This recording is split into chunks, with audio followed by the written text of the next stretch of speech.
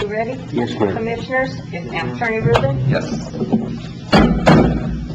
Good morning, everyone. On behalf of Mayor Pro Tem Forrester, my fellow commissioners, City Manager Bruce Swingle, Clerk Torres, I would like to welcome everyone to this morning's meeting. Today is our regular meeting of Wednesday, September 8th, 2021. It is now 9 a.m. I will call this meeting to order. Madam Clerk, would you please call roll? Honorable Sandra Whitehead. Here. Honorable Amanda Forster. Here. Honorable Paul Baca. Here. Honorable Randall Aragon. Here. Honorable Francis Shorter. Commissioner Luna? Here. Madam Mayor, we have a quorum. Thank you. The next item on our agenda is item B2, silent meditation. Please join me in 15 seconds of silent meditation at this time.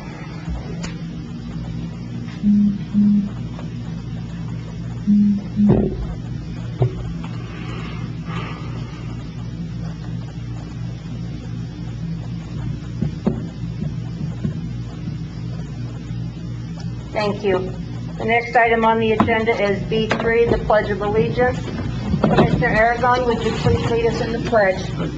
Please place the flag and join me in the pledge of allegiance. I pledge allegiance To the flag of the United States of America and to the republic for which it stands, one nation, under God, indivisible, with liberty and justice for all. Thank you. The next item on the agenda this morning is item B4, the approval of the agenda. Commissioner Forrester make the motion to approve the agenda. Commissioner Baca, second it. I have a motion made by Commissioner Forrester and seconded by Commissioner Baca to approve the agenda as noted for the September 8th meeting. Madam Clerk, would you please call roll? Honorable Paul Baca. Here. Honorable Randall Aragon. Honorable Sandra Whitehead. Aye. Honorable Amanda Forster. Aye. Honorable Francis Shorter. Aye. Motion carries. Thank you. The next item on our agenda this morning is... Excuse me, point of order. I have submitted material for my appeal today, which you will only receive yesterday. And I want to know if you've all read it. I think we'll just get to that when we get to that point on the agenda. Yeah, I don't think this is a place for you to call a point of order. I think that if you have not read it, I Point of order, Ariel. from the agenda. Point of order, Ariel. You need to sit down and let us conduct the meeting, and we will attend your comments as soon as we get to that item. Thank you. Okay, the next item on our agenda is item C, public comment. At this time, I have the first person on the public comment is Rick Dumiak. Mr. Dumiak, front and center, please. Name, address, and... Good morning, Mayor, Commissioners. Rick Dumiak, 705 Charles, Truth or Consequences. You know, on the way over here, I was trying to think of what I'm going to say here. I'll be honest, I'm kind of tired of hitting my head against this wall, but I'm going to start again with 05, 21, 22. I urge you guys repeal this resolution. We've wasted so much time and money discussing this $50 fee. It's crazy. The $50 fee was arrived with no due diligence, no studies, no analysis whatsoever. Our own PUAB recommended a $25 fee.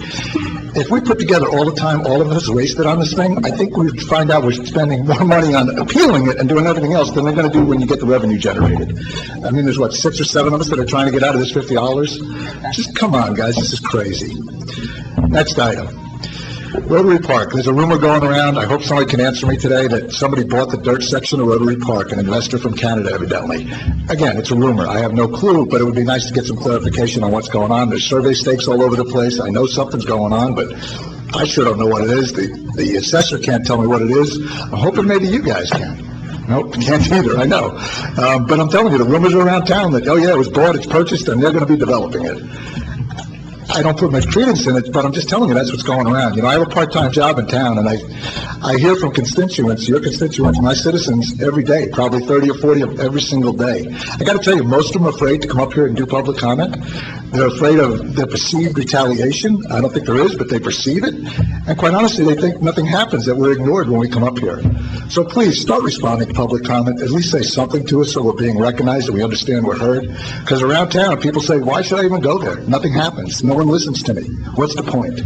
Thank you. Thank you, Mr. Dumiak. Next is Ron Pecoric. Ron Pecoric. I live on North Riverside on the river. Good morning, Madam Mayor, Commissioners, Mr. Swindle. I'm standing before my representatives with a concern about all the weeds or overgrowth vegetation in our community. I would think that our code enforcement officer would be working overtime to keep up with all the violations in our city limits. I have real concern with the area across from Rotary Park, Riverbend Spa, Ralph Edward Park, and all along the river on both sides. Please take a drive down East Riverside and look across the river. Someone should be responsible for all that overgrowth of vegetation and to control it. We have had some real lightning and rainstorms in our near past, and if that area gets struck by lightning, God bless our fire department, because I really appreciate them what we got. But I'm sure that they could not handle a fire that was across the river. There is no water source over there. The river is down now, and the wind usually comes from the south-southwest. Anyway, I hope that our city would be proactive rather than reactive to this situation. Another note, I have not forgotten about the no-wake ordinance on the Rio Grande in the city limits of Tier C. I'm waiting for some action. And an FYI, I have received a letter from UNMH, the Hospital Medical Center, that they have been hacked and some of my medical records have been compromised. Just an FYI, that could happen to anybody. Thank you for letting me share, and now I'm going to go home and listen to you all on the radio because I can hear better than in this room. Thank you all. Thank you. Thank you. Next, we have Adon Trujillo.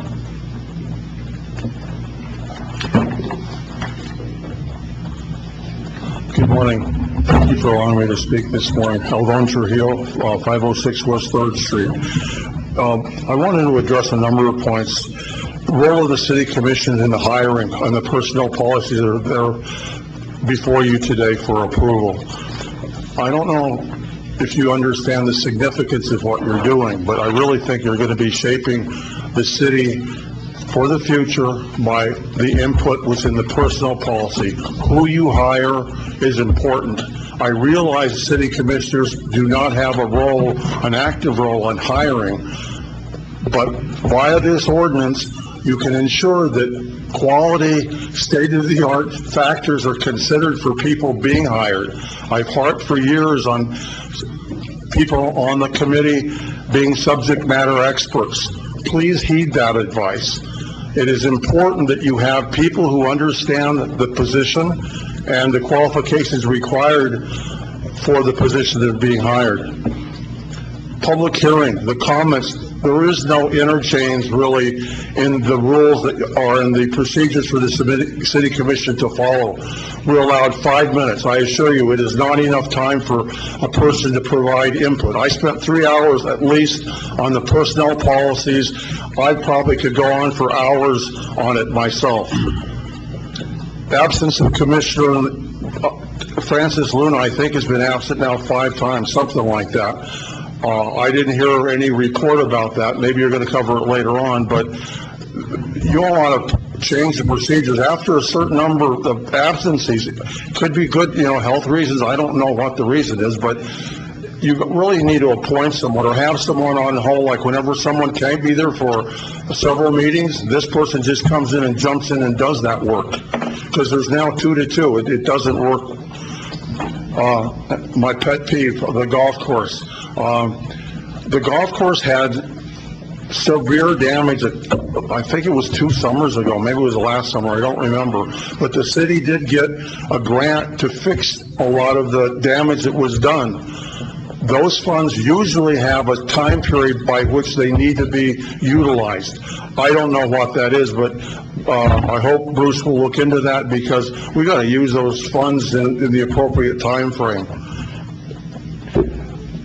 That's it. Thank you. Sophia? Thank you. Keep forgetting. Sophia Perron, Ashland, North Joffrey. I want to talk about this letter that came to people in their electric bills. The last electric bill, Tri-State Electric, will be tearing up Ash Street from Riverside to 9th Street. There are people there who are tenants. They will be turning off part of the rebuild transmission line. Tri-State's efforts also will require 2 additional nights of overnight work with 2 planned outages for the city. These controlled outages will occur 11:59 p.m. on October 11th and on October 12th, et cetera, et cetera.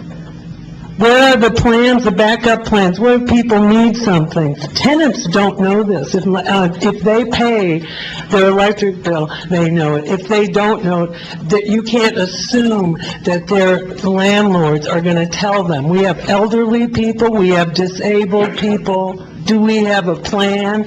And Tri-State cannot guarantee that the whole system won't blow out. Down here is a disclaimer, because they got to do the work, because nobody here's done it because we're too busy worrying about a TV show and a studio for Truth or Consequences.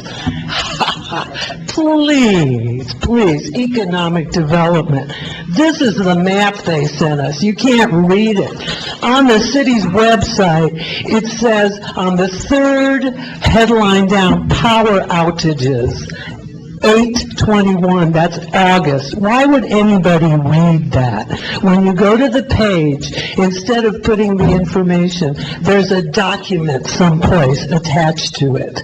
Could you please have some consideration for the people who live here and have businesses here? And don't forget, January, they're going to tear up the whole Main Street and Broadway. Better have some good backup plans for that one, too. Where are people going to park? What are they going to do? You haven't thought about anything except being on the TV show, Truth or Consequences. Thanks a whole lot from the citizens. This is starting September 27th. Ha, ha, ha, Forster. Ron?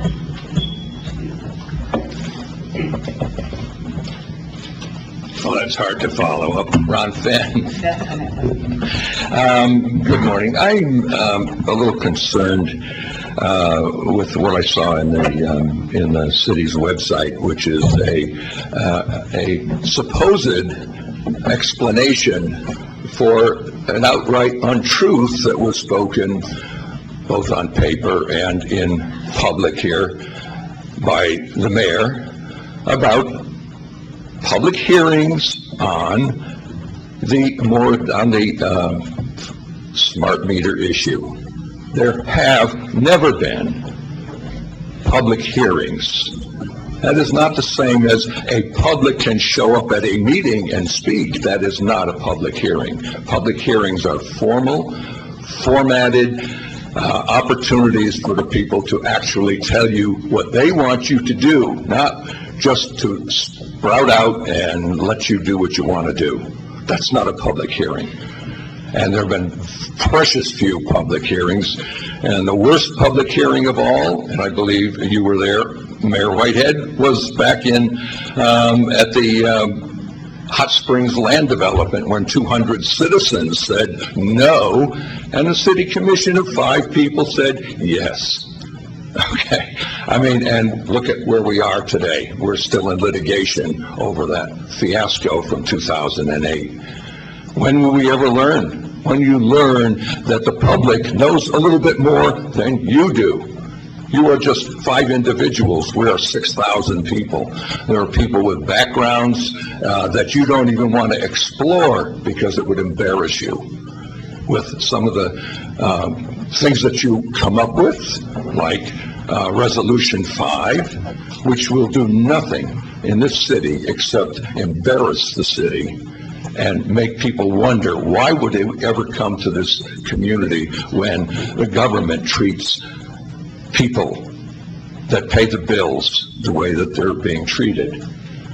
I'm recommending that you cancel Resolution 5, 21, 22, and forget about the whole issue and let people be people. Let us take care of ourselves. We supply the city with the billing information that they need without any help from a city meter reader.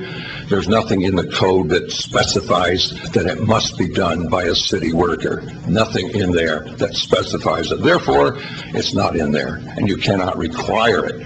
But if you require it and you can coerce people financially to do things, you are just going to further reduce the population of this city. Thank you, Ron. Have a great day. I think we just need to take a 5-minute break. Thank you.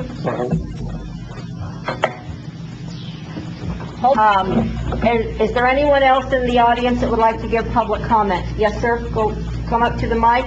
3-minute rule, give your name and address, and you may have public comment. Sure.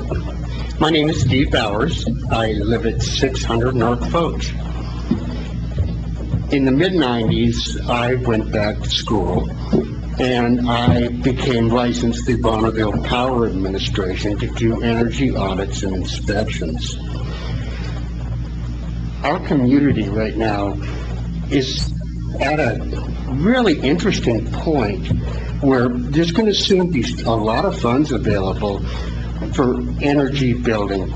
You know, the cheapest power in America 30 years ago when I was in school is still the cheapest power that's available, and that's conservation. Insulating our homes, putting new windows in, just taking care of the problems that waste energy. And we have a lot of that in this town. It's pretty run down. There's soon going to be a lot of funds available for this kind of stuff, and we are in such a unique position right now because of the city-owned electric company. The whole thing could be bundled together. It would reduce the amount of energy needed. You know, during the hot spell in June, there was constant talk about the sun unit going out because we were overstressing it. That whole area the city owns to the airport and the shooting gallery out there, that could all be solar. We could make our own energy in our town, and the funds are going to become available. Please consider these ideas. We have a great opportunity to build an infrastructure for our city that will help everyone. And as a side comment, this is my first meeting. Can I get you to address And you're hearing addressing all the question. negative comments, we all have to work together. This whole us and them attitude is not going to get us anywhere. Thank you. Thank you. How do you spell your last name? I just want to get it right. Oh, B-A-U-E-R-S. Thank you. Is there anyone else that would like to give public comment at this time? Ariel, you already gave your public comment. Thank you. I haven't had public comment yet. Thank you. Oh, I'm sorry. No. I apologize. That's all right. You're usually on my list. I'm sorry. Right, I didn't sign up because, anyway.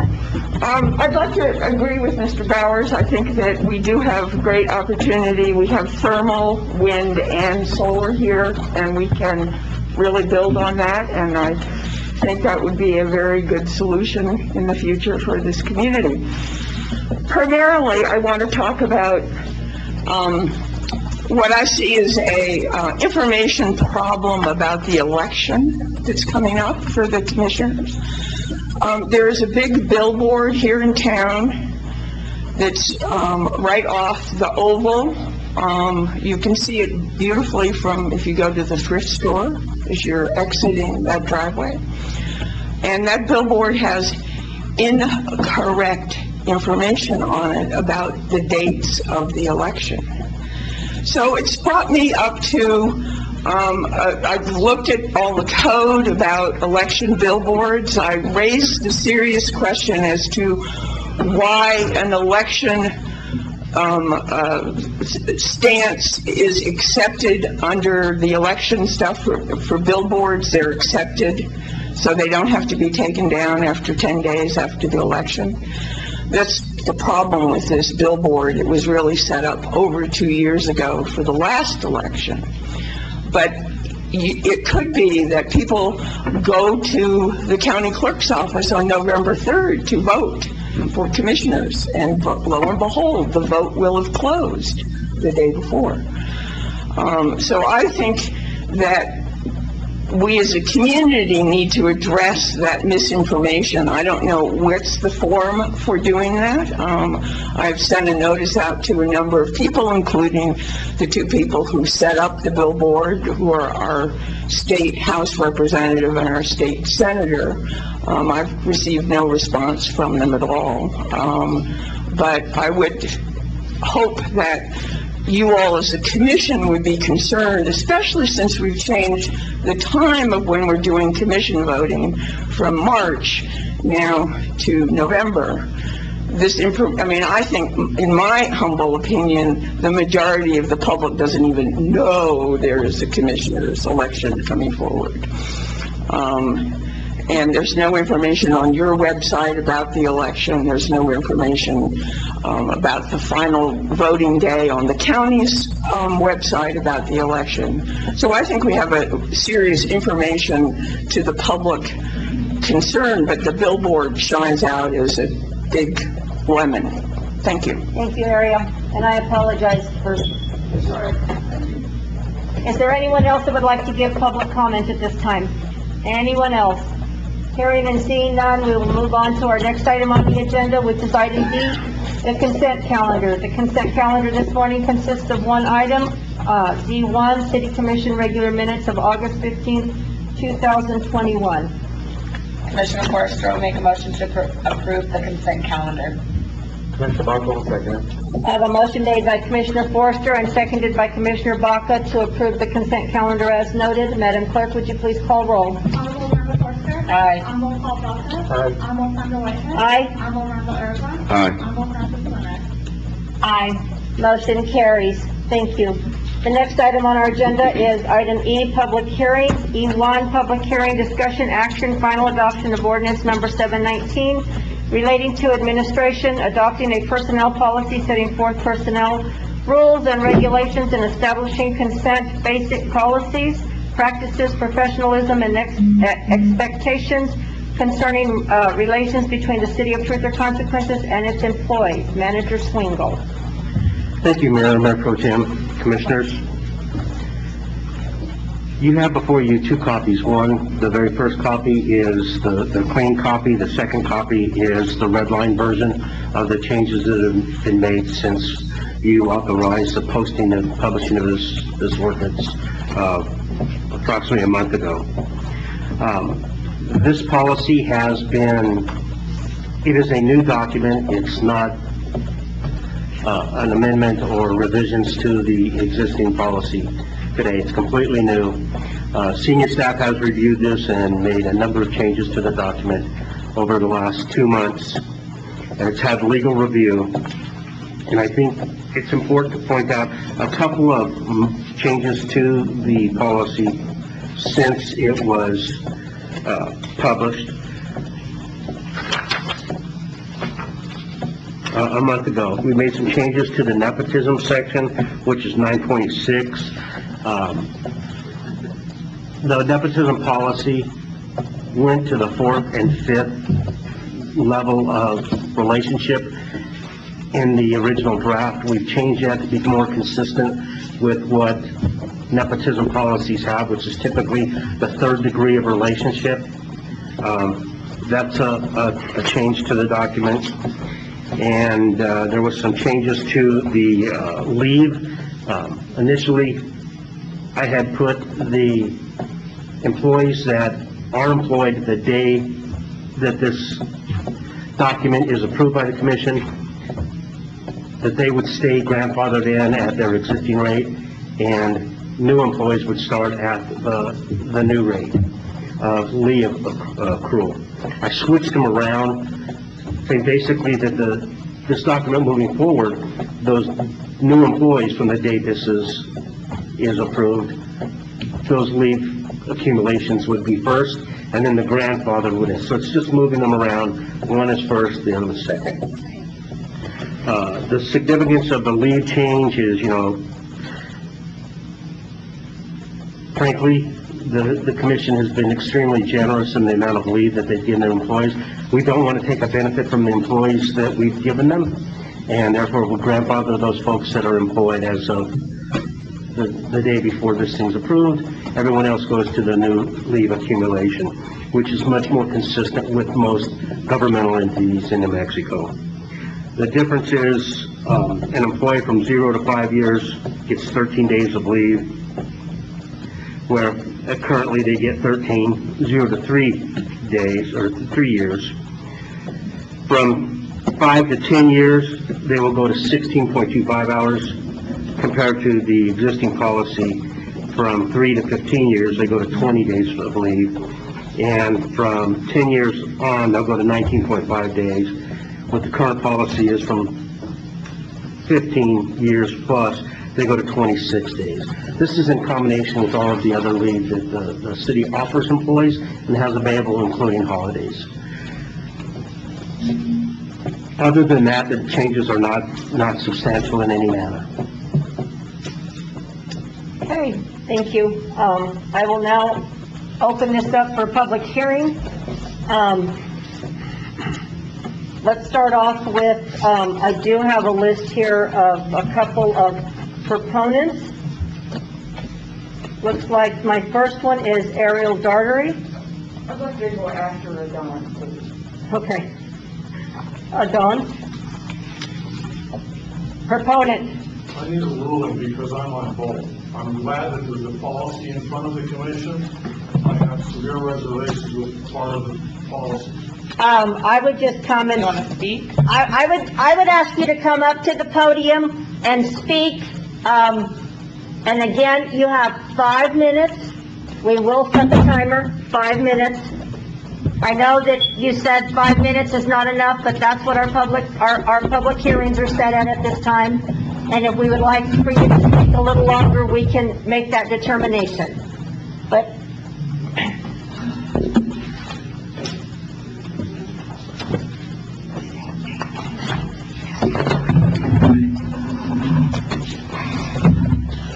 Alvon Trujillo, 506 West 3rd Street.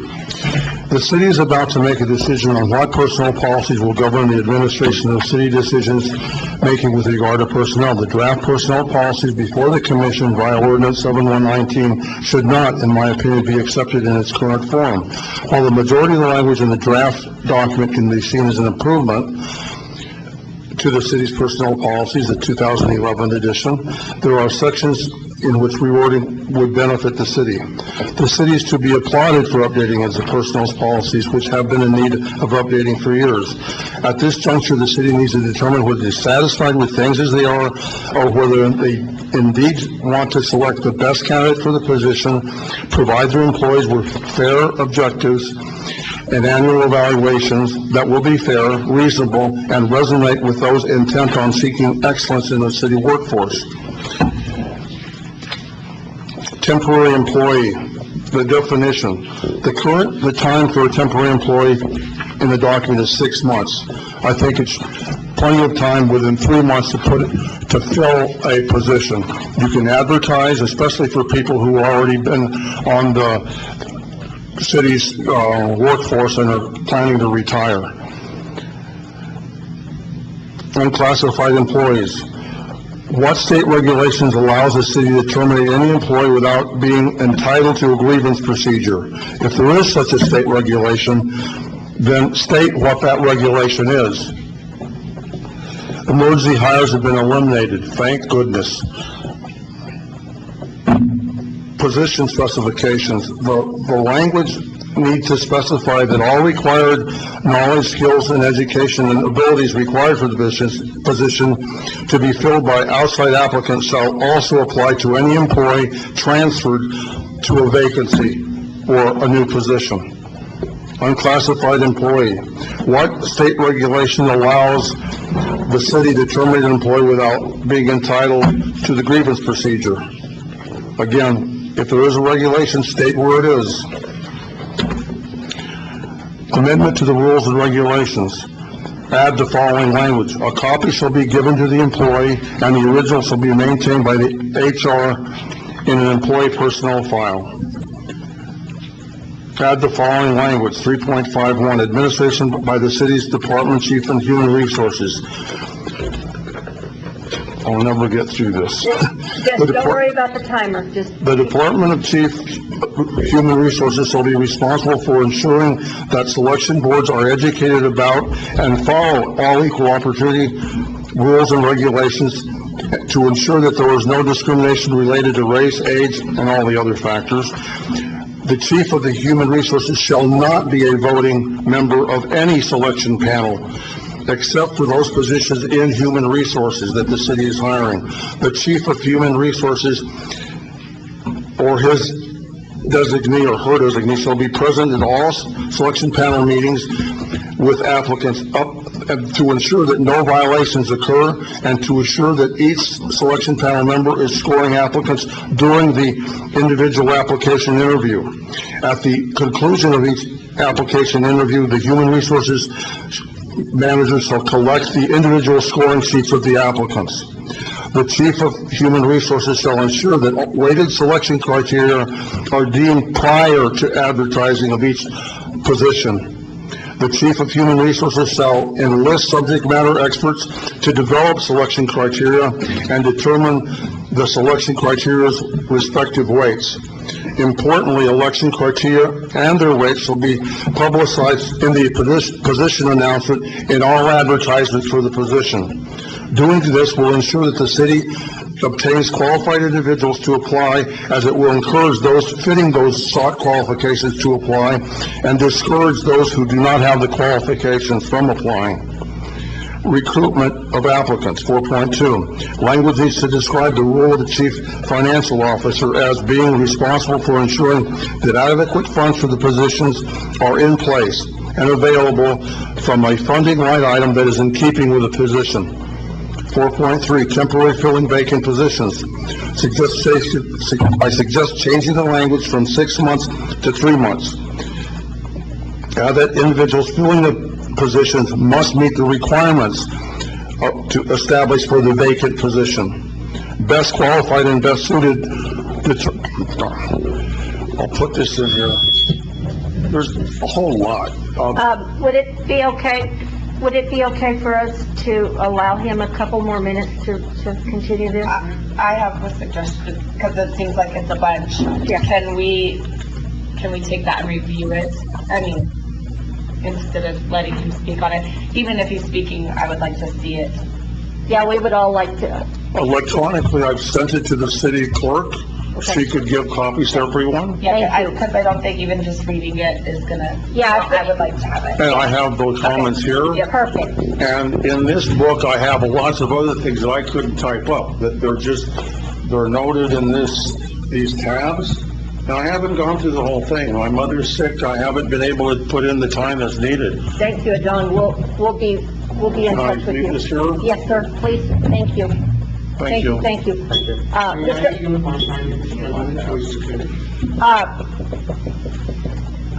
No, because he's got a lot, so, but thank you. He's got a lot, so he's gonna leave it there so we can look at it as a commission, and that way it gives us time to, think about it too. Ariel? But thank you. Thank you for having this hearing. I wanted to follow up after Don because I think, as you can tell, he has a tremendous amount of involvement and investment and ideas to contribute. And in particular, he's really followed this issue with the commission and the city for a long time.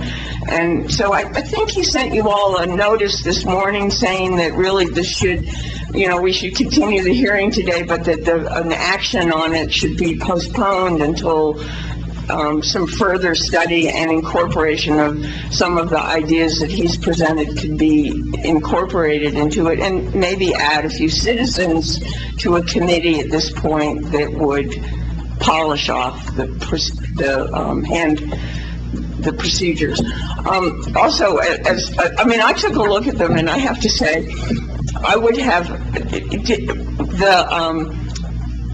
there were two versions of the material in the packet. It would have helped me had the first version said, this is what the old version we're changing, and then when the new version that we're trying to adopt came up, because I only looked at the first version.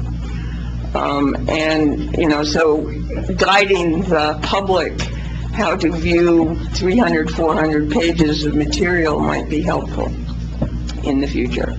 But I really support what Adona's trying to do, and hope that, when citizens have really important, valuable contributions to make to the commission, that there's a way in which you all collaborate with us. Thank you. Thank you, Ariel. Ron?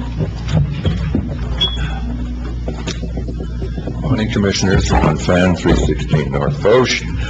I am generally pleased with the fact that the city is looking at doing something that I think has been necessary for a long time. It certainly is not going to cure things in the short term. It may take generations before all of this comes into fruition. My one complaint or suggestion is that there is really very little in this document that establishes the relationship of city employees and their bosses, i.e. the public. Very little, except in the Code of Ethics, is the only place that I found where the public is referenced. And it says, in effect, they shall use the powers and resources of public office to advance the public interest. City government cannot function efficiently without the confidence of the public.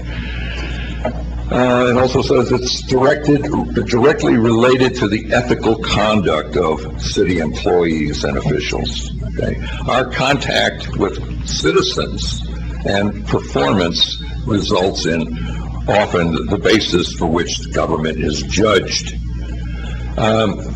This doesn't really address the fact that, the people are the city. They're not just residents, they are the city. Without the people, there is no city. And that needs to be, I think, a little bit more emphasized, and I know Bruce and I talked about this before, is that the paradigm right now is that we work for the city, not recognizing that the people are the city, and what's best for the people is maybe not the same thing as what's best for employees. There has been very little accountability for work that's done in the city. There's been very little responsibility in the past, and I think that this document may help forge some future betterment. But again, I think that there needs to be something in the preamble or in the beginning of it that really punches home the fact that all of you are here for our benefit. All of you are here for our benefit, not we are here for your benefit. And that's one of the things, problems with what's been going on in the city for so long, and why our population under the last census shows about a 20% loss of population. I have a question for you, Ron. Certainly. Do you have a recommendation on, a suggestion on what it should say instead of just beating around? Like, what is your recommendation on how to make it better? Okay. What should it say to fix the problem? Well, if you are going to bring this back up, I will write something for you. How's that? Sounds good. Okay? I always propose solutions to problems. I don't just complain without solutions. The solutions are very rarely ever followed through, but that's neither here nor there.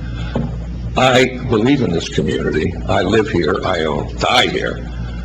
Maybe tomorrow, who knows? But as long as I'm here, I will fight for the benefit of the people of this community.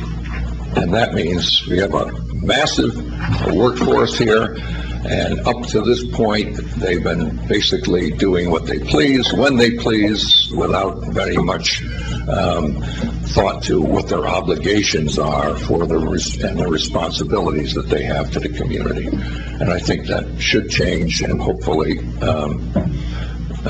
Bruce Swingle will shepherd some new changes that will make some of that happen. But you all are responsible. You are ultimately responsible. And that's all I can say. Thank you. Thank you, Ron. I did have Don on here as an opponent, but, because he signed on both, but he can only speak on one. So I think we kind of heard and felt in your comments about both options. So, at this time, commissioners, do you have questions, comments? Commissioner Aragon. Thank you, Mayor. This is directed to Bruce. Bruce, the performance evaluation section, which I looked at, and I talked to Dawn about it. I like the way it reads because you need to have goals when you set the performance evaluation, and the SMART goals, specific, measurable. That's important, and I noticed we didn't have that. I made that when I was there and on the performance evaluation. So it needs to have a section saying annual goals setting or something like that. And then at the end of the period, you need to match what was done based on that, and that needs to happen. And I want to tell you, somewhere in there, I don't see it, but leaders do not like to hurt people's feelings sometimes. You know what I'm talking about. So everybody walks on water. It needs to be something in there. You need to tell it like it is, or you're not really developing the person. And I've seen it happen. You've seen it happen throughout your career, too. Everybody does well. That's not the way it works. Some people are outliers on the good and the bad. That is very important to develop our people to do the right things right the first time, okay? Second thing is, again, I talked to Don, and, he's done all this for many years. I agree with the review committee, but there needs to be SMEs, subject matter experts on there, because this is not something you want to just let the community. A person has no knowledge on personnel, HR stuff. People like a Don or something, or somebody you bring in to look at it, give a good look at it. I think that would be good. But I like what I see. It's light years ahead of what we had. So keep going. Thank you. Thank you. Commissioner Forrester? I'm gonna go with, I think we're moving in the right direction to try to change this personnel policy, and like I stated, we've needed to do that. I think we should take some of these, valuable solutions that we've gotten and look at them and see if they will fit into our, into this policy. I believe that the department heads are leaders in this, and that's who you've consulted. I don't think it would hurt to go through maybe some of these things that Adon has put out and see if they are applicable to fit into our policies. So that's my recommendation. Thank you. Commissioner Baca? Commissioner Baca? I have to actually agree with Commissioner Aragon and Forrester. I think it's a great idea that we should at least look into it. And maybe it'll work out for all of us, for them. Thank you. Commissioner Looney, do you have any comments? Yes, by tabling this item, when it comes up for approval, what does that do to our publication process, and how does that affect the changes for approval? I was thinking about that. I actually was thinking that same question in my mind. I guess the first question is whether we make substantive changes to what we have here. If we do make changes that are substantive, I think we probably have to start the publication process again. So that may be something we'll have to take a look at. Thank you. Did you have any other comments, Francis?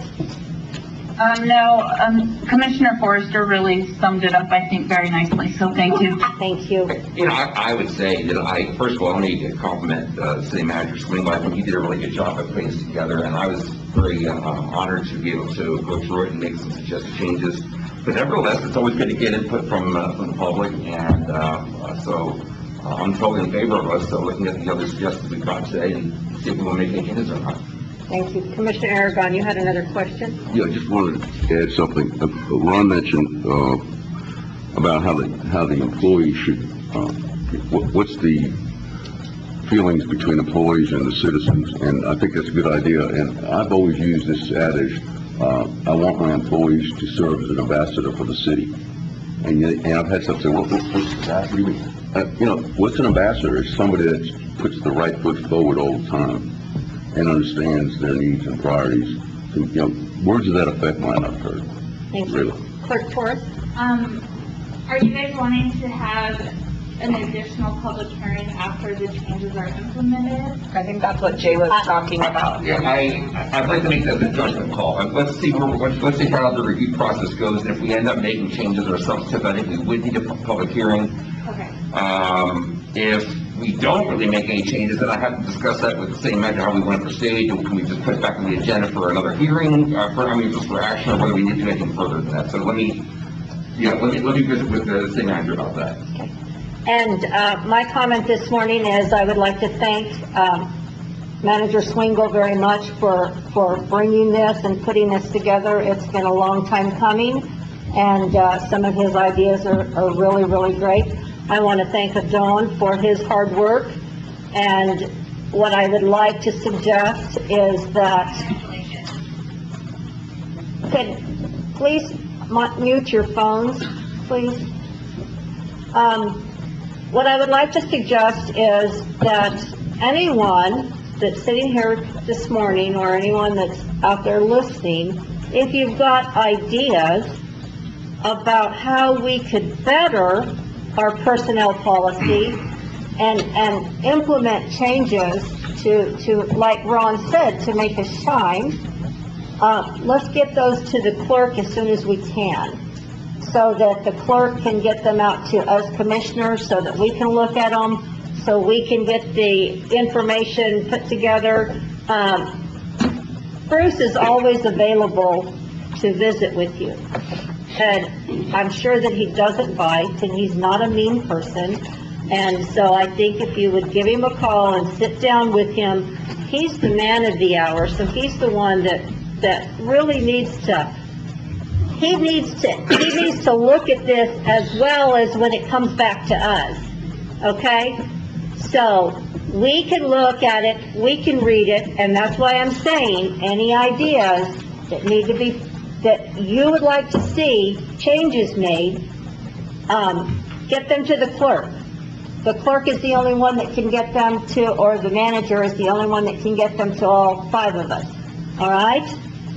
We will review them, work with the manager, then it comes back to us, the attorney reviews it, it's put out for another public hearing if it needs to be done, and then it comes, and we can vote on something that we can be very proud of. But at this time, thank you, Bruce. Thank you. And so I will now close our public hearing, and we will need to take action on this item. Commissioner Forrester will make a motion to table the ordinance 719, to look at further suggestions to see if they'll fit into our policy. Commissioner Baca will second that idea. I have a motion made by Commissioner Forrester and seconded by Commissioner Baca to table this item and to look into further suggestions and ideas and thoughts that have been brought up to us. Madam Clerk? Madam Mayor, before we vote, Yes, ma'am?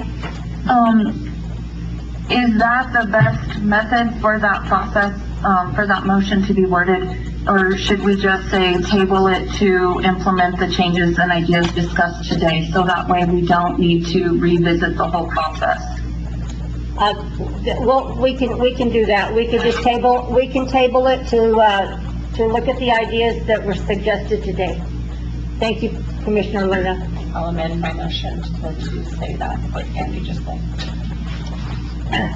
Madam Clerk, we have a motion to amend that motion by Commissioner Commissioner Forrester, and seconded by Commissioner Baca, excuse me. Madam Clerk, would you please call roll? Honorable Randall Aragon. Aye. Honorable Sandra Whitehead. Aye. Honorable Amanda Forster. Aye. Honorable Francis Luna. Aye. Honorable Paul Baca. Aye. Motion carries. So this item has been tabled for further review. Thank you. The next item on our agenda this morning is F1, or F, ordinances, resolutions, and zoning. F1, discussion action, resolution number 2122, declaring surplus property for an online auction through J.J. Kane Associates, Inc., DBA J.J. Kane, auctioneers to be held on October 5th, 2021. Angela Torres. Thank you, Madam Mayor, Mayor Pro Tem Commissioners. The streets department has a few vehicles, a flatbed, dead trailer, and a John Deere loader that they're wanting to sell in an online auction. Included in the packet is the resolution and the list of the surplus property, and it includes the value of each of the items. The auction is going to be online, and it will be through J.J. Kane Auctioneers. And it's scheduled for October 5th. Thank you. Are there any questions from the commission? And I was gonna mention, I believe, we go to publication after this, don't we? Yes. Yes, okay, right. You mentioned two things, but there's more, correct, about what we're talking about? All of the things that are There's a listed? few vehicles, and then there's a flatbed trailer, and then a John Deere loader. Okay, yeah, the dump trucks and loaders, okay. Thank you. Manager Swingle, do you have any questions or comments? No, Mayor, thank you very much. Commissioner Forrester, make a motion to approve F1.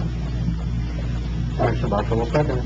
I have a motion made by Commissioner Forrester and seconded by Commissioner Baca for the approval of resolution number 2021-22, declaring surplus property for an online auction as noted.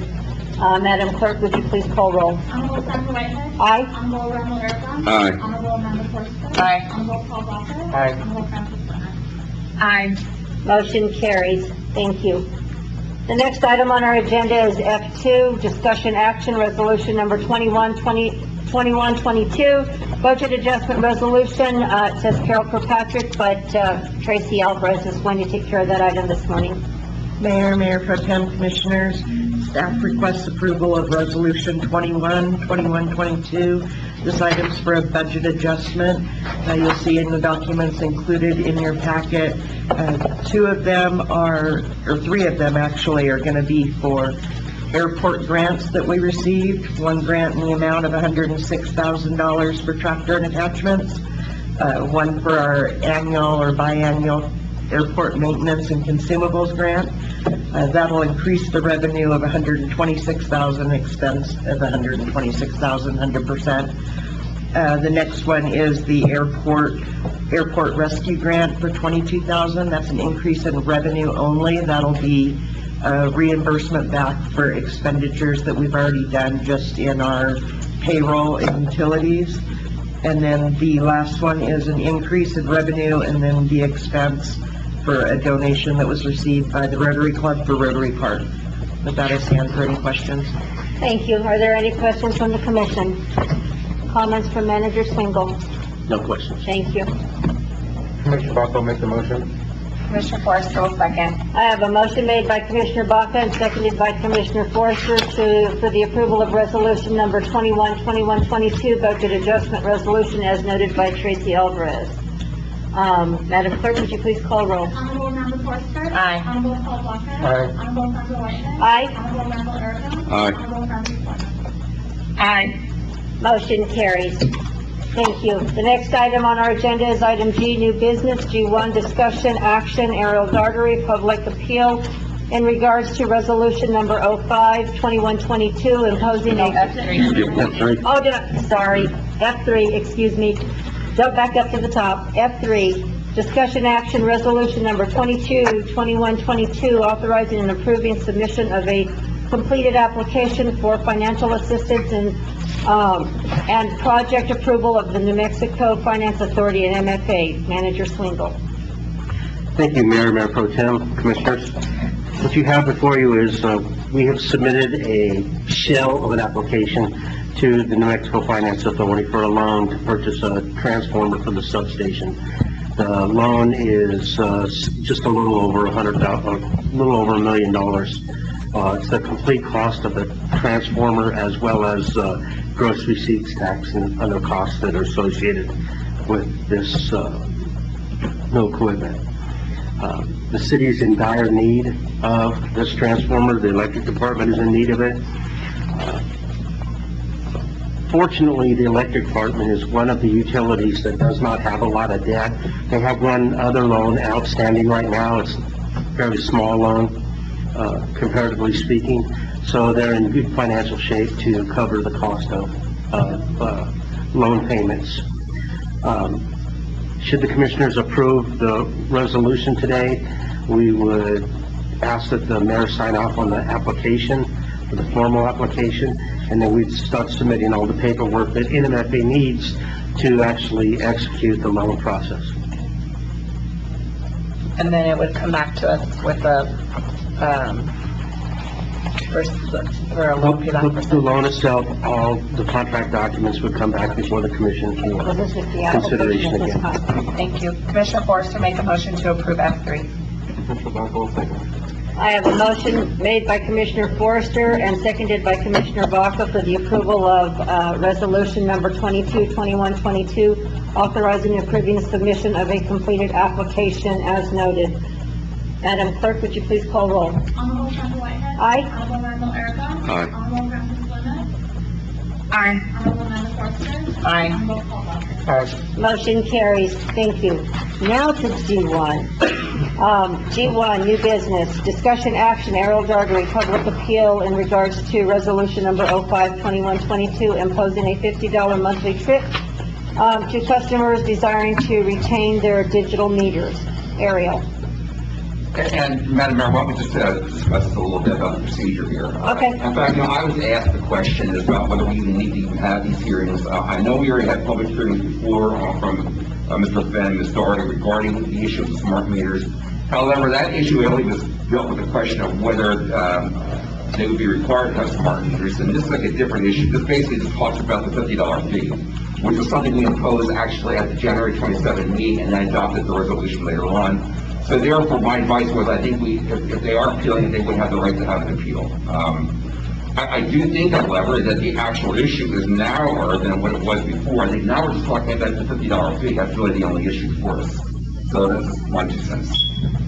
Attorney Rubin, I do have a question. I do know that Ariel had just submitted some information to the, or submitted some information to It was the, submitted on the 18th of August to the clerk. and we just got it yesterday, correct? So where does that put that? Madam Mayor, Mayor Pro Tem, Commissioners, I think the question is, have you had a chance to review the information that the clerk provided you?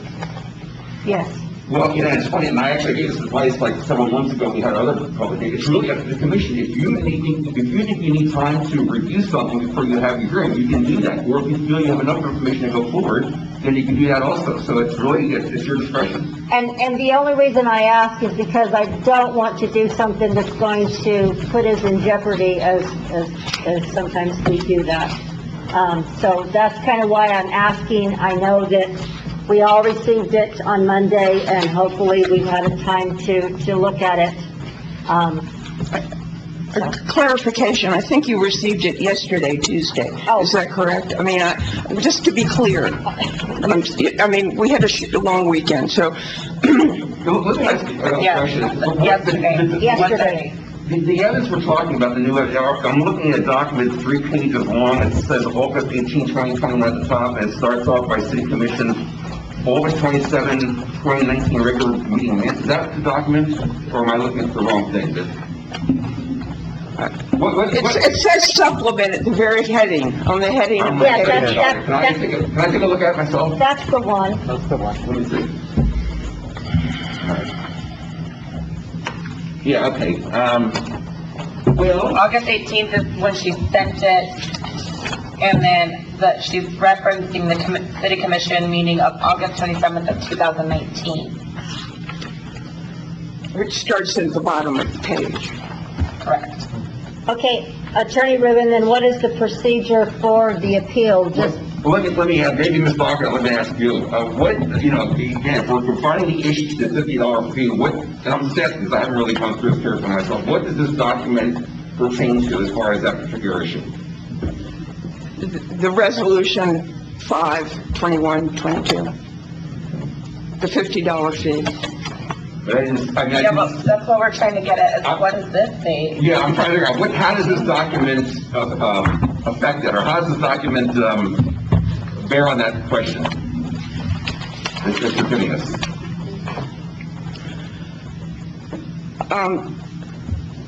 I think maybe if you hear my presentation, it will clarify things. Okay, So if you all have read the material that you got yesterday, I'm ready to proceed. okay, let's go ahead. Okay.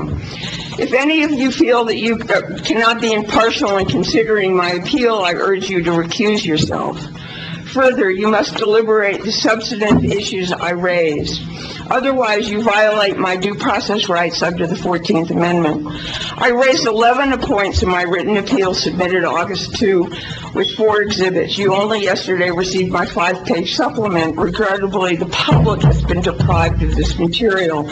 The supplement includes city minutes and references to various laws, consensus data, and a recent judicial decision. You must consider both submissions and key points I now discuss. 1, in City Code Section 14-45, what does providing the availability of service that carries a customer charge of $8 actually mean? What specifically does it cover in the terms of the tasks the city charges to customers? Combined, the city collects $30,000 a month and more than $365,000 a year under availability of service. As citizens, we have a right to know what our fees provide and how these funds are allocated.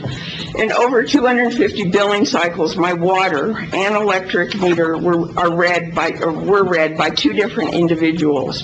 Never did a bill have any line item charge for meter readers. So their fees must have been incorporated into this $8 availability of service charge. 2 questions I seek answered. 1, why do you still charge the entire customer base the same amount since meter readings are now theoretically automated? And 2, since you have not dropped or altered this $8 fee for me, why do you think you can charge me twice for the same service? 2, New Mexico is a leader in equity and environmental justice in crafting state energy policy. Resolution 5/21/22 now makes TRC the highest charging public body in the country for opt-out fees for smart meters. Close to 30% of our population live in poverty. 37.4% of the population are seniors. Many of us live on fixed incomes, and 41.7% of adults in poverty also have disabilities. The $50 fee is egregious and capricious. It is why 250 citizens readily signed petitions you rejected. Most seriously, Resolution 5/21/22 defies state law, New Mexico Statute 62-8-1. Please answer why you think this commission, especially given our community economic composition, is exempt from adhering to this state statute. 3, December 18th, 2020, I appealed under Section 1330E, the installation of a smart meter. At that time, when my appeal was heard before this commission and de facto approved this past January, there existed no penalty in the city code for the exemption under which I appealed. It is long established practice in making law desiring to post facto collect fees on prior actions that language be written into the law that specifically addresses a retroactive fee. No such language exists in Resolution 5/21/22. My public comments before you on October 9, 2019, attached warned of some public opposition to smart meters. I lamented then you were proceeding with no official public input, quote unquote, i.e. public hearings that officiate public views. Some 250 people signed a petition that fall. Your primary obligation is to protect the public welfare. exactly how in Resolution 52122 was fair to me and protects my welfare. Relief I seek. Resolution 522-2122 has caused an undue, unjust, and harmful cost to me. For those reasons, I seek the following relief: the removal from my utility bill of the second L total charge of $50 since July 2021 and going forward on all future utility bills. In approving my appeal, you have the opportunity to show your commitment to the public's welfare. Thank you. Thank you. All right, questions from the commission? Comments?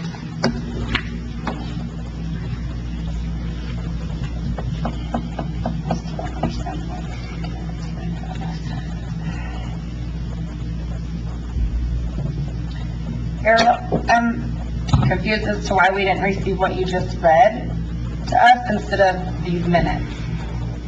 I'm still not certain on what these minutes we're supposed to see. But they're just an accumulation of history of the minutes. Actually, if you look at them, address concerns about the smart meters that affect city workers. There's no comment whatsoever in them about the public welfare. But we're not talking about what's... Well, I know, but I've asked you a question about how you address public welfare versus, in this resolution. So it's just an example of public welfare issues. Not about anything else, so I'm just, okay, thank you.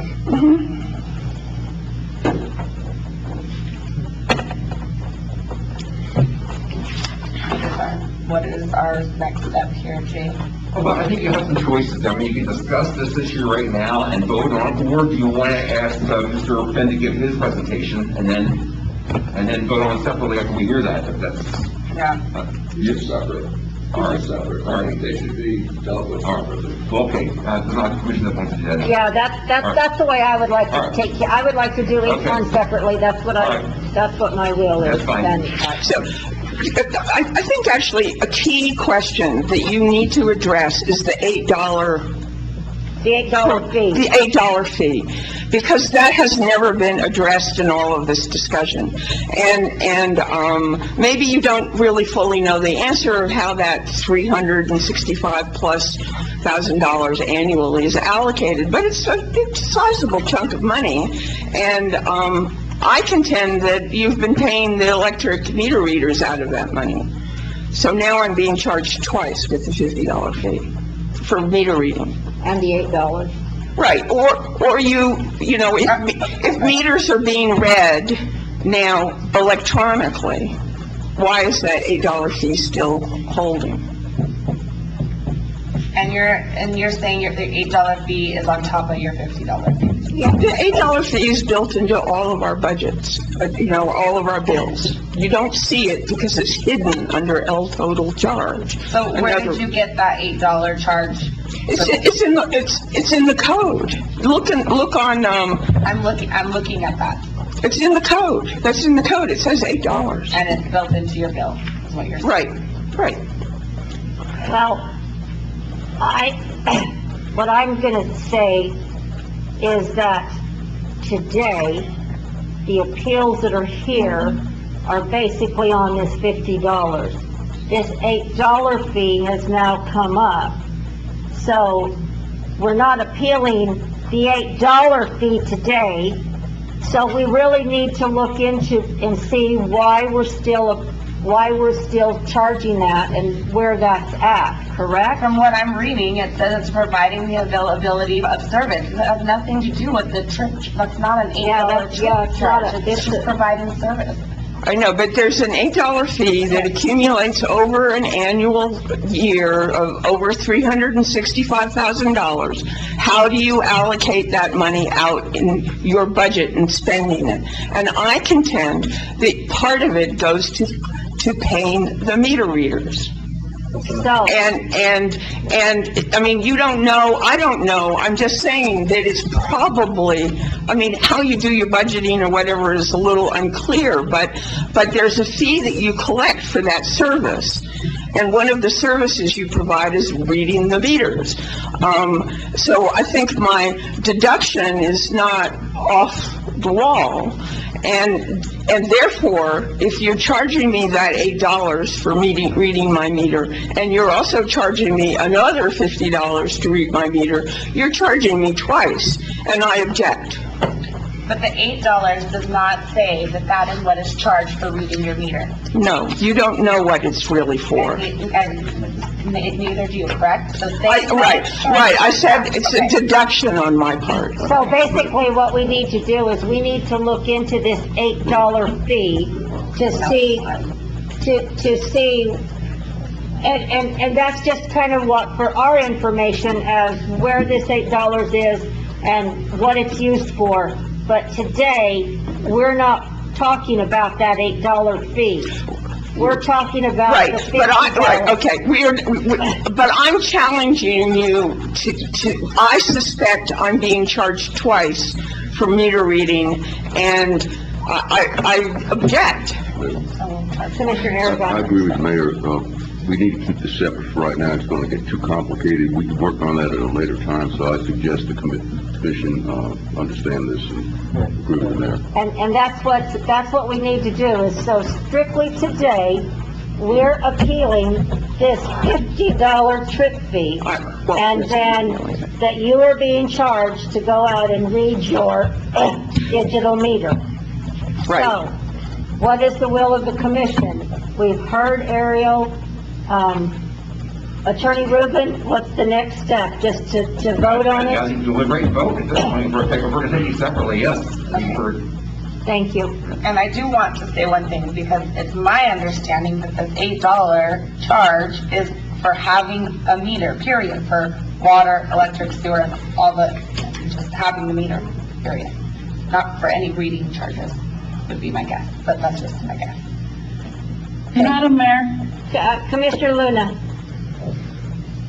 if we go back to the beginning of this, the $50 fee was established for those individuals who wanted the special meter because it was a special process. Correct. There is a fee when you want to do something different than everybody else. Correct. So regardless of what the normal fee or the $8 or whatever, the fee being appealed is the $50. Correct. And we cannot excuse the fact that Ms. Doherty wants a special meter. She wants special treatment. Therefore, she needs to pay for that, as does anybody who wants that service. And we still need to realize that there is going to be a time when that service is no longer available. We can't expect to use typewriters of the 50s and 60s without paying a special fee for them. We have gone into a technological age, we have progressed, and we as the general public have the luxury of that. And if you want to still use a typewriter, there is a special fee to do that. There is a special fee to use the old meters. And so I make a motion that we deny the appeal and we keep the $50 fee. Commissioner Forrester, a second. I just refer you to 5 in my original submission on page 2. Okay, I have a motion on the floor. I have a motion made by Commissioner Luna and seconded by Commissioner Forrester to keep the $50 fee, as has been imposed. Madam Clerk, will you please call roll? Honorable Member Forrester? Aye. Honorable Sandra Whitehead? Aye. Honorable Francis Luna? Aye. Honorable Paul Baca? Aye. Honorable Randall Urban? Aye. Motion carries. Thank you. Next item on the agenda is Can this D2. be added into the record? You can put it there in the Yes. box, please. Thank you. D2, discussion action, Ron Fan Public Appeal in regards to resolution number 052122 imposing a $50 monthly trip fee to customers desiring to retain a digital meter. Ron Fan. Yes. Okay, this is the appeal of Ron Fenn. You have a copy of this in your packet, along with your signed oaths of office. to uphold the Constitution and the laws of the state of New Mexico. I appeal the fee imposed upon me by your actions in approving Resolution 52122 under protest. The recent appeal procedures denies any true process by not allowing sufficient time to question the appellees or to receive written reasons for anticipated denials. Impartial hearing is imperative in such appeals, but can hardly be expected when they are heard by the architects of the appealed cause. These are requirements of substantive due process, and to date have been absent from such proceedings. Administrative due process is only half of the constitutional imperative. My points. Commissioners, you have all signed and sworn an oath pledging I will support the Constitution and the laws of the state of New Mexico. In that regard, the Bill of Rights, which provides the authority vested and derived from the people to act as representatives, not rulers, but obligates you to act solely for their good. Article 2, Section 2, Bill of Rights, New Mexico Constitution. I ask you to describe, as a requirement of substantive due process, the good that is conferred to me by your actions. The actions, number 2, the actions taken in Resolution 52122 has not been demonstrated in any way to conform to New Mexico Statute 62-8-1, 2020. Every rate made, demanded, or received by any public utility shall be just and reasonable. The often used argument that we are not under the PRC, Public Regulatory Commission, is moot because the TRC Commission is the authority on which the city's public utility is obligated to follow the state statutes. No explanation of this, how this fee is just, justified, or reasonable rather than punitive has been made. The city failed to consider alternative solutions to the meter reading problem caused by so few, yet benefiting none, except for the city employees, a few, and the profits of Landis and Gear at the expense of the local ratepayers. Number 3, your reliance on decision-making information from employees and salesmen rather than from the owners of the utility, that is, the residents and ratepayers, shows extreme bias and conflict of interest. The people own the public utilities in this community and have been roundly ignored but forced to pay for this erroneous decision-making. The expenditure of amounts that will far exceed the $1 million initial cost should instead have been spent on critical infrastructure, not on the frills used for billing that was not failing for reasons attributed to this action. Public recommendations as alternative meter reading solutions such as self-reading and reporting or enforcement of municipal code relocation of meters were totally ignored. The failure to engage the wider affected population has resulted in further financial degradation of the community. Number 4, the City Commission is a legislative body, not a judicial or executive one, and should not take on those roles. The fine imposed in Resolution 2122 is a particularly flawed piece of legislation. It's arbitrary, capricious, and odious.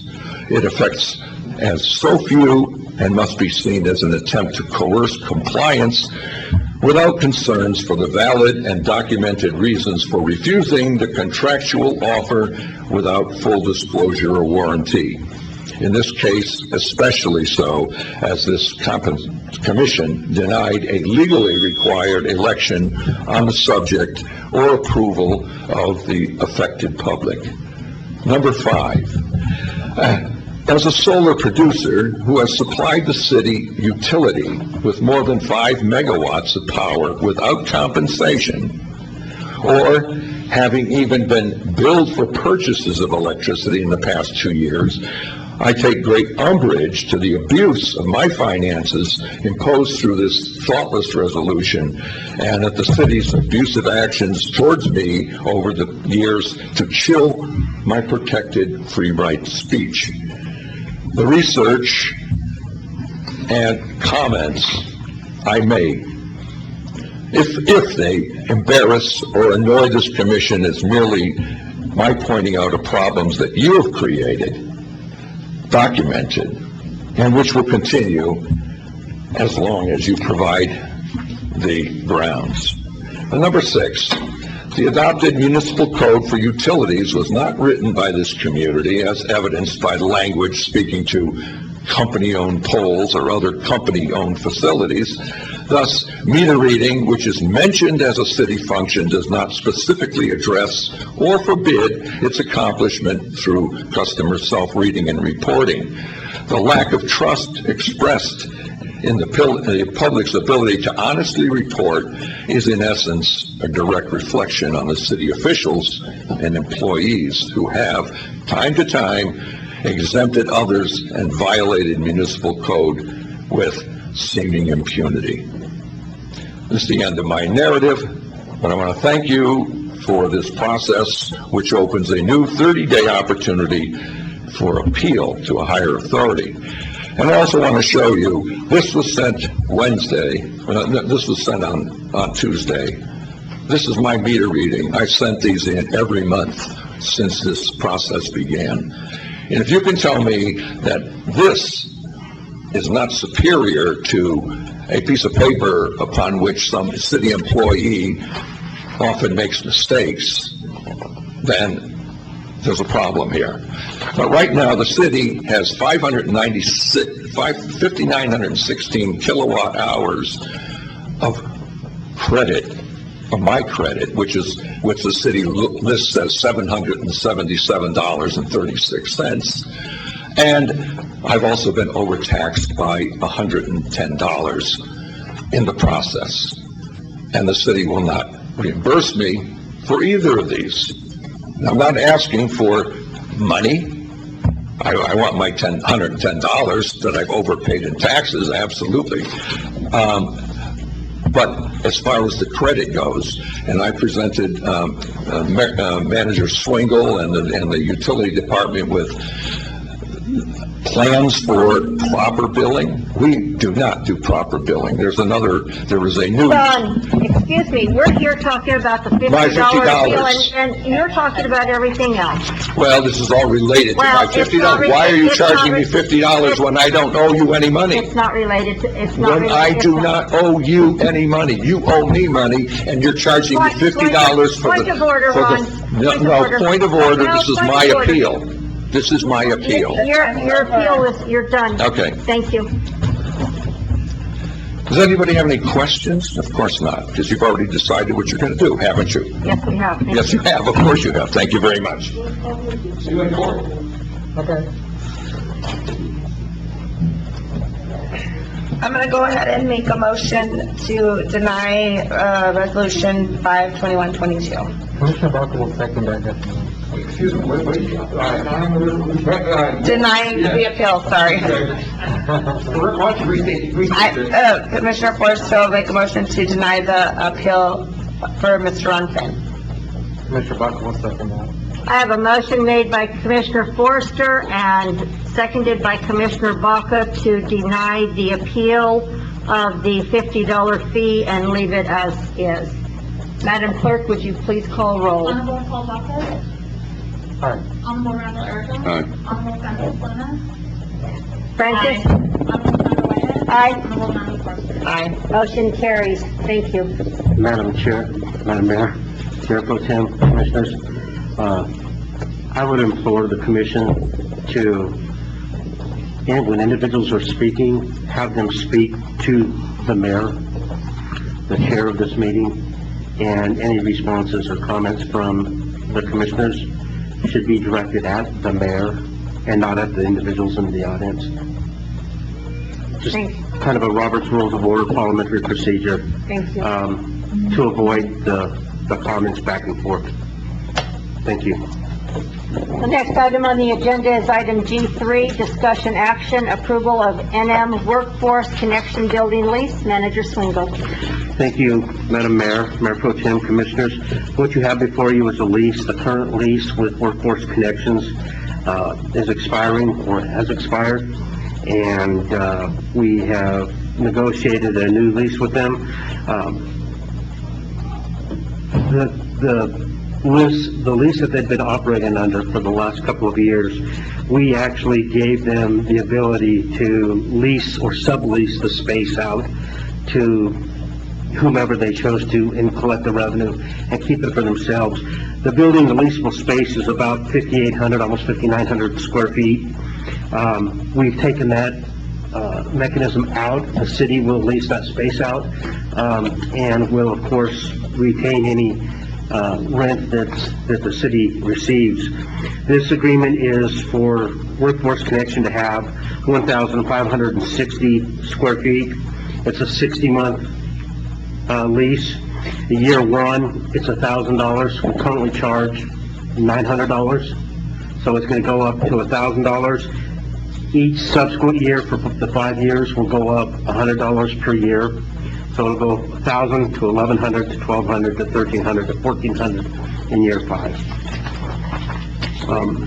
The lease is amenable to Workforce Connections, and it's staff's recommendation that the commissioners approve the lease. The lease has gone through legal review, and Jay has provided much input into the document. Thank you.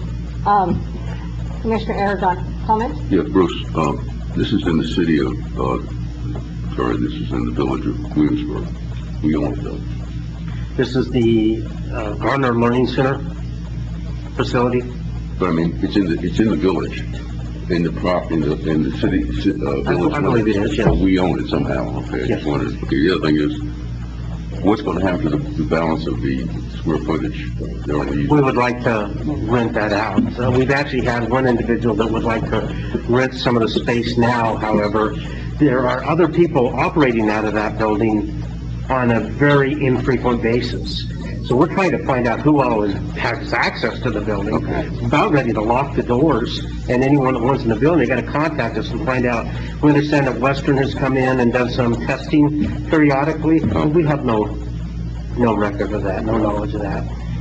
They have at least 2 full rooms, one classroom in the shop that's completely filled with Western furniture and equipment that they haven't been here in a couple of years. So we're dealing with Western on that, but we need to find out who's using it, and there may be some community benefit to it.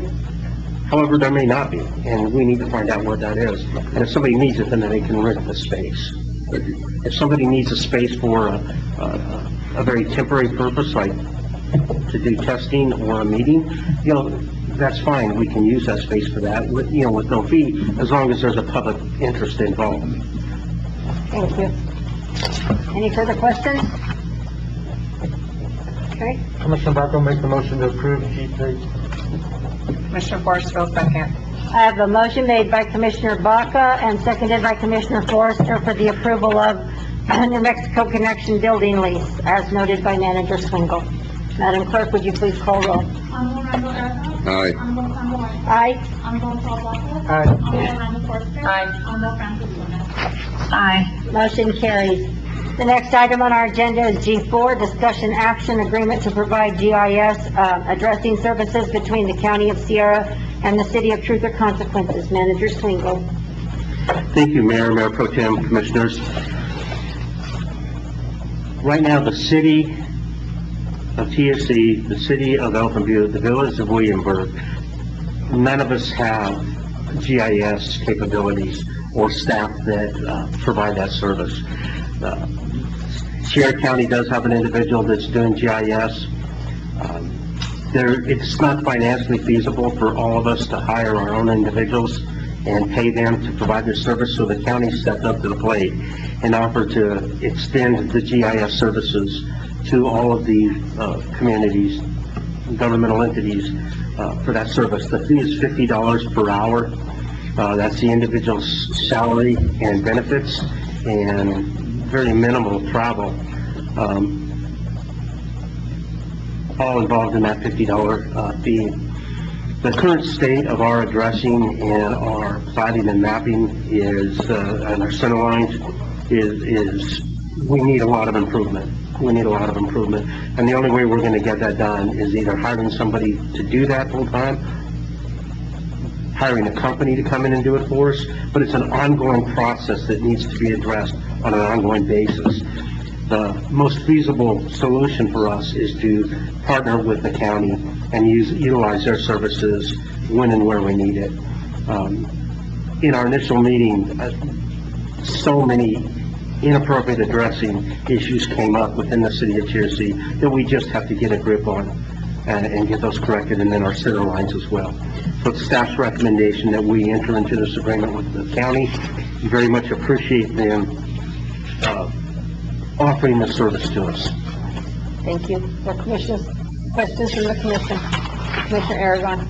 So Bruce, if we need it for mapping or whatever, we would pay them by the hour as necessary.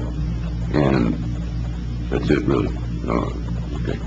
Well, there's a lot of, Mayor Pro Tem, Commissioners, Commissioner Aragon, there's a lot of oversight on our part through Tracy to verify what's being done and being, authorize the work that's being done. Once these changes are made, they're not only they're made for SCOTA, for emergency services, but everybody else has access to those, as well as the state. And the state has criticized the city for a number of years for not getting our addressing proper, that it is compromising public safety. So this is an effort to rectify that problem. Thank you. Thank you. Any further questions? Commissioner Forrest will make a motion to enter into the agreement with the county. Commissioner Aragon, second. I have a motion made by Commissioner Forrester and seconded by Commissioner Aragon to enter into an agreement to provide GIS services between the County of Sierra and the City of Truth or Consequences as noted by Manager Swingle. Madam Clerk, would you please call roll? Honorable Paul Lopez. Aye. Honorable Randall Aragon. Aye. Honorable Sandra Whitehead. Aye. Honorable Amanda Forrester. Aye. Honorable Francis Clement. Aye. Motion carries. Thank you. The next item is G5, discussion action, review and approval of the 2021 holiday schedule for the employees of the City of Truth or Consequences. Manager Swingle. Thank you, Mayor Pro Tem, Commissioners. I realize it's late in the year to be submitting the holiday schedule for the year. However, it's just brought to my attention that the City Commission approves federal holidays as a holiday schedule, and then the city manager authorizes administrative leave for other holidays. That should not be the case. The city commission should approve the holidays, whether they're recognized federal holidays or they're important to the community. Those holidays, such as Fiesta, things of that nature. So, for the remainder of the year, I want the commission to approve the holiday schedule. Next year, you will see the entire holiday schedule in December, and we'll submit it to the commission for approval. But this is really taking, it's splitting the baby on vacation. You get to, or on holidays, you get to give some holidays, and the city manager gets to approve some holidays. That's not the way it should work. This should be done in an open meeting, and the commissioners should absolutely make those determinations. So I would ask you to approve the remaining schedule, which is, Columbus Day, Veterans Day, Thanksgiving, day after Thanksgiving, Christmas Day, Christmas Eve, as well as New Year's Eve. Commissioner Forrest will make a motion to approve the holiday schedule as noted. Commissioner Baca, second. I have a motion made by Commissioner Forrester and seconded by Commissioner Baca to approve the remainder holiday schedule as presented by, or the holiday schedule as presented by Manager Swingle. Madam Clerk, would you please call roll? Honorable Amanda Forrester. Aye. Honorable Francis Clement. Aye. Honorable Paul Lopez. Aye. Honorable Sandra Whitehead. Aye. Honorable Randall Aragon. Aye. Motion carries. Thank you. The next item on our agenda, a report, City Manager. Thank you, Madam Mayor, Mayor Pro Tem, Commissioners. I have a number of things to update you on. Fortunately, we recently had a meeting with Sherritt County Animal Rescue Society, Robin Brodsky, and she's committed to dealing with our issue at the animal shelter, the number of cats that we have, and we're actually releasing or allowing people to adopt out cats that have been, they're intact, they have not been spayed or neutered. And all we're doing is relieving the pressure on the shelter, but we're still putting intact animals out in the community, which is not a good practice. She's volunteered, her organization's volunteered to cover 100% of the spayed and neuters of all cats in the facilities if there's an intent to release them out or have them adopted. They've also agreed to authorize one dog spayed or neuter per month. And they're going to look at other options and look at some fundraising to see if they can increase that for the dogs as well. But that's just fantastic news for the community. Really appreciate them stepping up to the plate. I'd never met Robin prior to that meeting. It was a very good meeting. Obviously, this is somebody that's very much concerned about our issue, and very thankful that she and her organization is stepping forward. I just think the community should be aware of the generous donation that this organization has made. Thank you. Yes. The next item, want to really shout out kudos to the water department. Water employees were out all last weekend dealing with some of the water that we had, the flooding that we had. They went in and made sure that the lift station was operating and properly, and they're cleaning, removing water and mud out of the facility.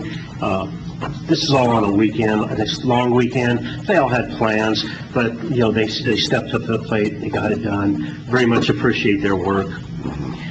Kudos to Ruby in the finance office. I think you've all seen the email that Carol drafted on Ruby assisting some individuals, some ladies that were kind of lost in the community, and she was guiding them and helping them. She went above and beyond. We talk about the personnel policy and our professionalism expectations. This is exactly what we want our employees to do. Value-added service. Don't just point somebody in the direction, guide and assist them in every sense that we can. It's possible, the time, the work that allows. So kudos to Ruby. We have a special hospital board meeting tomorrow, 1:30. And then their regular hospital board meeting is on the 21st, and that meeting starts at noon, just for your calendars. We have an auditor entrance meeting today at 1:30 with our auditors. We're going to start the process for the prior year audit. Mayor's been invited to, as the representative for the commission, to attend that meeting, and hopefully you'll be able to make that. Audit time is never fun. Staffs can be really busy getting thousands of pages of documents ready for the auditors, so they're going to be very busy. But it's an important process that we have to comply with. With respect to the professionalism training that we've offered, every employee is attending the course. It's a 3-hour block of training and education.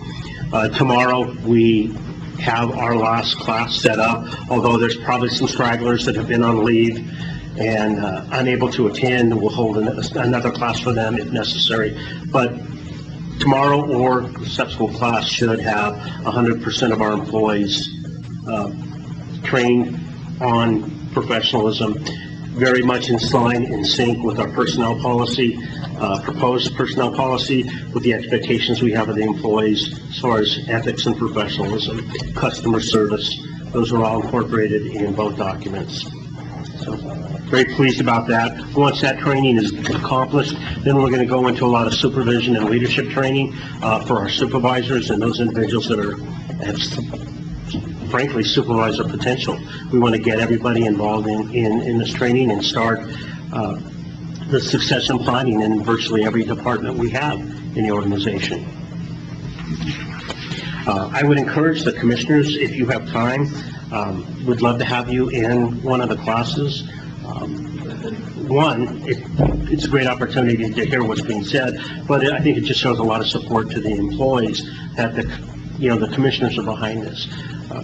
Very often in the class, it happened again yesterday, one of the employees made the comment, well, professionalism is important while you're here.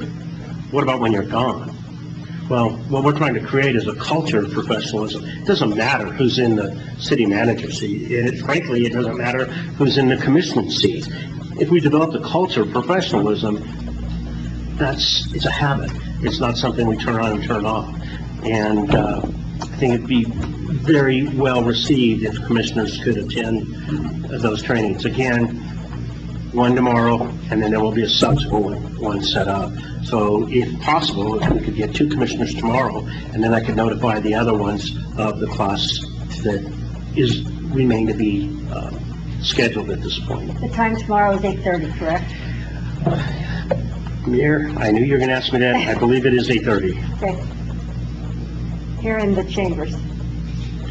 Yes, 8:30 in here. And it's a 3-hour block. We're getting down to some smaller numbers as far as attendees right now. So we're in the 10 to 15 employee range at this point. We had 20 and 30 before, so those classes take the full 3 hours. As the audience participation dwindles down, the classes are a little shorter in duration.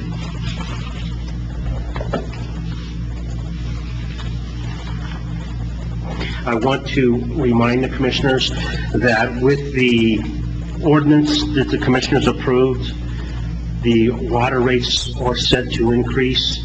The ordinance says that those increases will be done in July. However, we have to do the annual CIP rate, whatever the CIP overall rate increases or decreases, that's what we make the increase to. This past year, it was 5.4%. Those numbers don't come out till mid-August. So it took a little longer to get it out, but those rate increases will be on the ratepayers' bills in September. And again, that's 4.5% increase, or 5.4% increase, rather.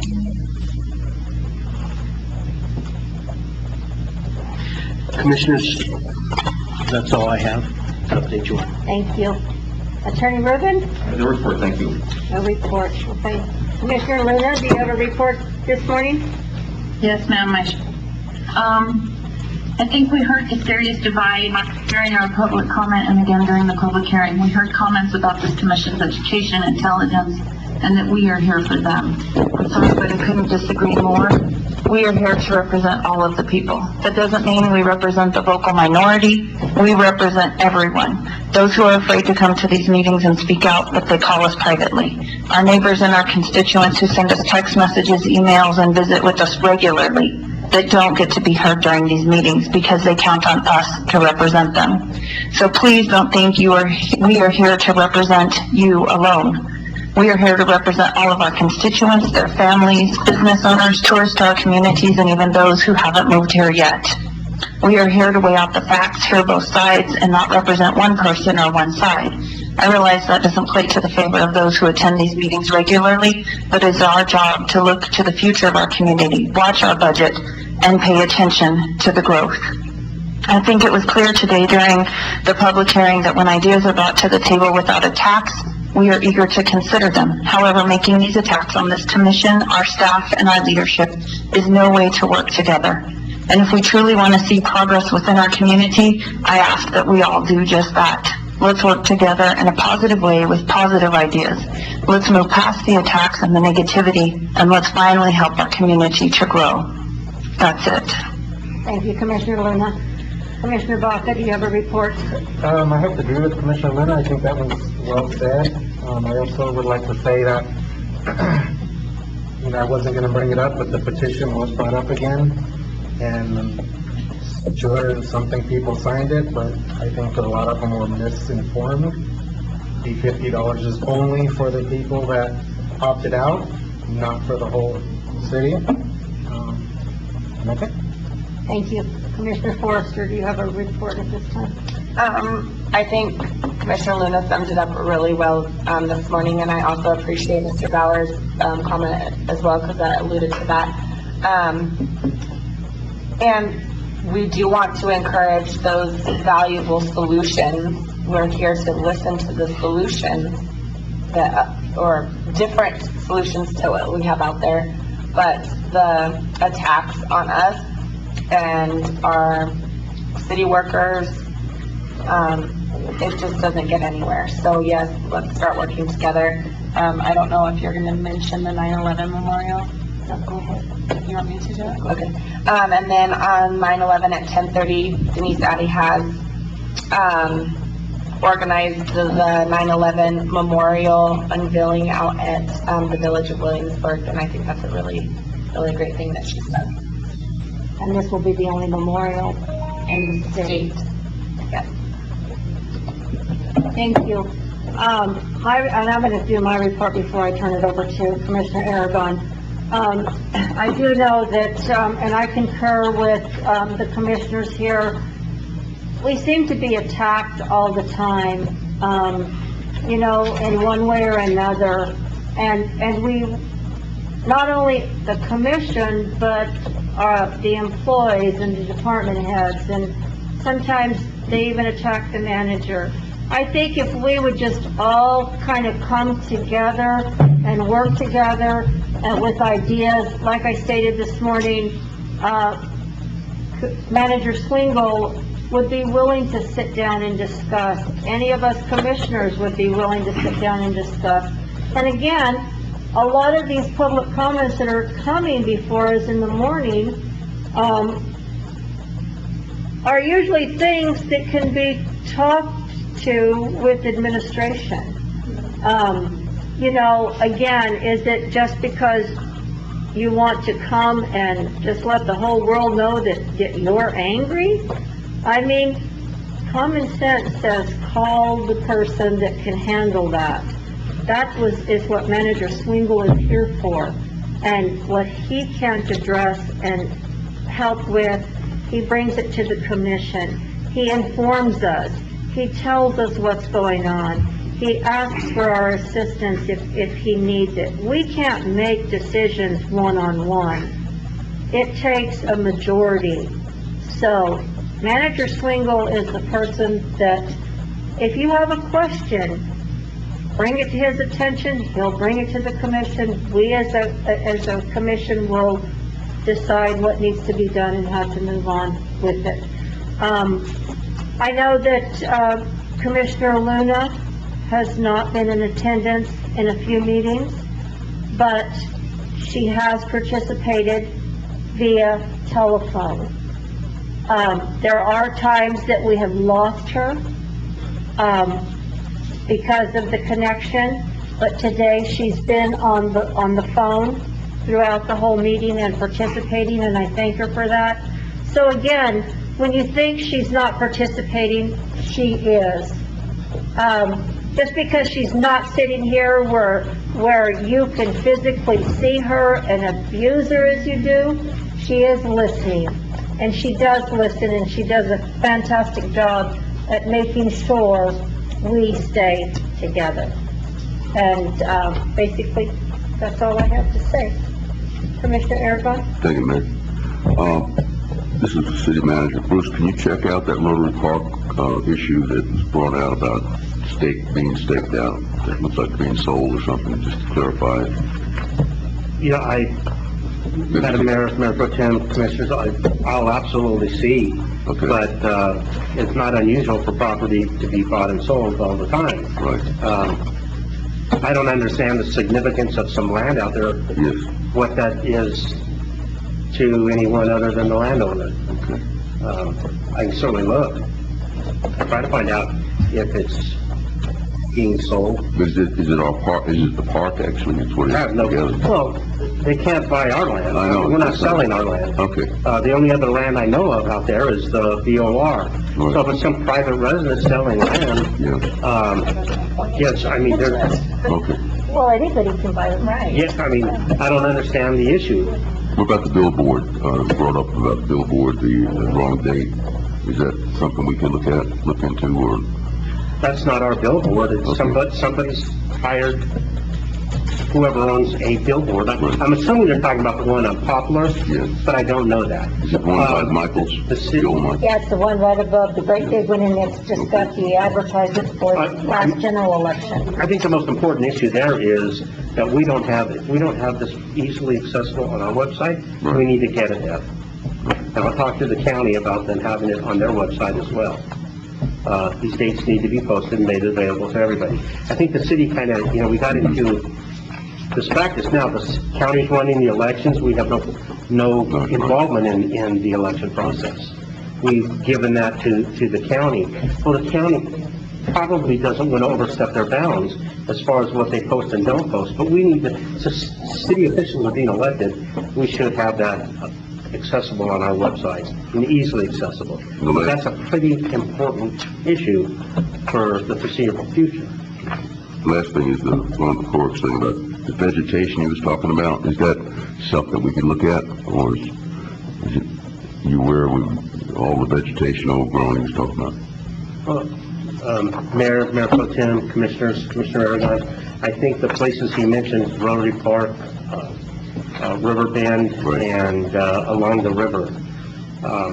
Code enforcement has been out and citing lots of folks, and not necessarily always citing, working with property owners, and then if necessary, she's been citing, but she's been active. Okay. We have more activity going on in code enforcement than we probably ever have. Okay. I'll be glad to have code enforcement take a look at it and see what the situation is along the river, but I imagine there's a lot of growth along the river. Okay.